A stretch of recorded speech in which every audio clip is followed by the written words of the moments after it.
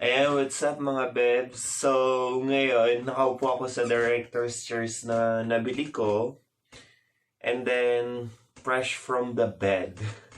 So, pag sinabing fresh from the bed, walang hilahilamos, walang kung ano-ano. Vlog ka agad para may ma-content lang sa channel ko. And then, right now, we'll be doing a cooking show again. Ang lulutuin ko is giniling na yung parang may tomato sauce, may patatas, may bell pepper. Ito yung favorite na lutuin ni nanay, minsan pinapalaman. Since hindi pala gano'n namin na-grind or na-giniling, ang gagawin namin is yung ikakat namin ng maliliit yung mga baboy. Moving forward, basta yun, papakita ko sa inyo kung ano yung mga ingredients nito o mga recados. Ano pa ba dapat kong sabihin? And, ayun lang, yung mga gulay, yung mga tira ng pakain namin, pa-celebration, pa-treat, pa-birthday ni Ate Joanna. So, all in all na yun. And then, ayun lang. So, mga beb, just keep on watching my videos and thank you so much for supporting me. Nakaka 135 na tayong subscribers. So, ilan pa para maging 1K? But never mind, it's not about the subscriber. It's all about, parang gusto ko lang mag-inspire ng mga tao, ng mga buhay dito sa Canada, mga gawain, and gusto ko lang din i-share kung ano yung kaalaman ko. Ganun lang. Love, love, love mga beb. And thank you so much.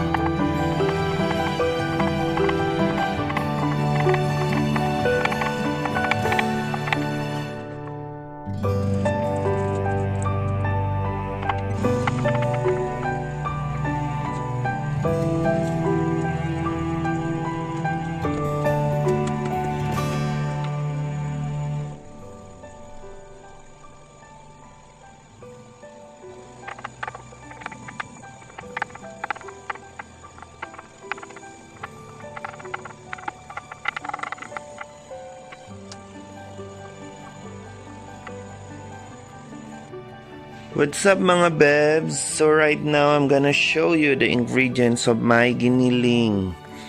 So let's go back to the basic. Bawang sibuyas, and of course hindi namin siya nagiling kaya hiniwa ko na lang siya ng maliliit, and then patatas, carrots, bell pepper. Syempre ang nagpapasarap, Maggi Magic sarap hanggang sa Canada. Abot na abot. Mantika, patis, tomato sauce, paminta, nasabi ko na diba? And then chili, garlic sauce. Bali wala na siyang tomato since may tomato sauce na. So let's go and start the cooking time.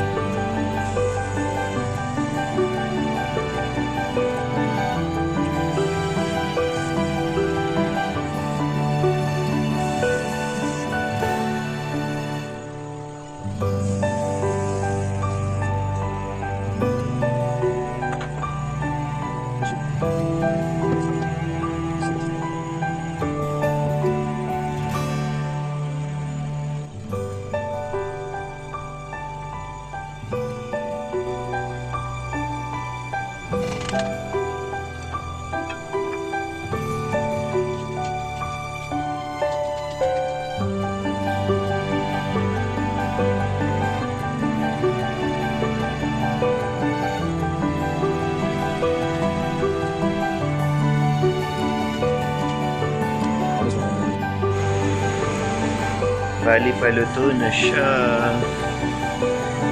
And ito yung way kung paano ako magluto ng giniling na may kasamang carrots, bell pepper, potato. Ayun. Bali, lalagyan ko pa pala siya ng itlog. Since hindi kami nakabili ng pugo, ayun na lang yung ilalagay ko. So, ayun. So, let's take a shot.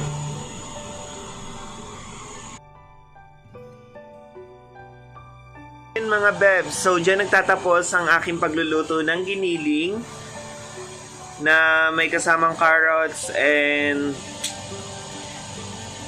potato and bell pepper. So, dapat talaga may green fish siya kaso hindi na naluto. Wala kaming green fish. Actually, meron pero yung parang 8 colors siya na parang iba't iba eh. Parang papangit yung lasa. Anyways, ayun.